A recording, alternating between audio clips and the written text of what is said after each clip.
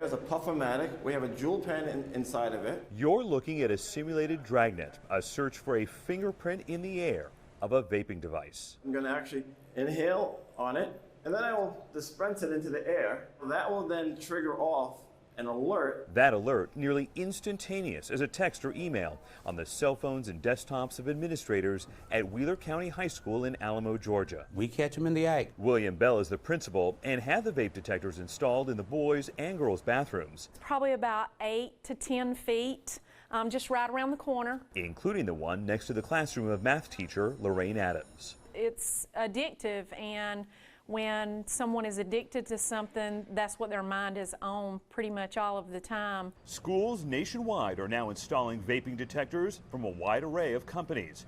Derek Peterson is CEO of New York-based Soda Technologies, who says his business last year went from 700 devices to 6,000. The trend will that every school across America will have a device. The devices cost about $10,000 for an average school.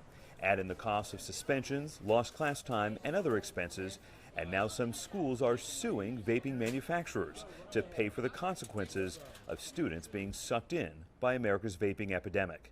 The National Investigative Unit found more than 110 federal lawsuits filed by school districts across the country just this year. Young adults have taken part in anti-vaping demonstrations like this one in Washington, outside the D.C. offices of Juul, the vaping heavyweight. Its CEO and the leaders of other e-cigarette manufacturers testified before Congress in February. Sitting behind them, youth protesting. A week after that hearing, 17 senators in both parties warned the FDA commissioner it is virtually certain vaping devices in the marketplace today have entered illegally and want any vaping products that did not meet a Wednesday deadline for seeking FDA review to be quickly and decisively removed. This is an epidemic. At Wheeler County High School in Georgia, Principal William Bell thinks his new vaping detectors will catch vapors, but may not be enough to snuff them out for good. They want to be cool is what we're finding out. One thing that I try to stress is the dangers of vaping. I'm Chief National Investigative Correspondent Mark Albert.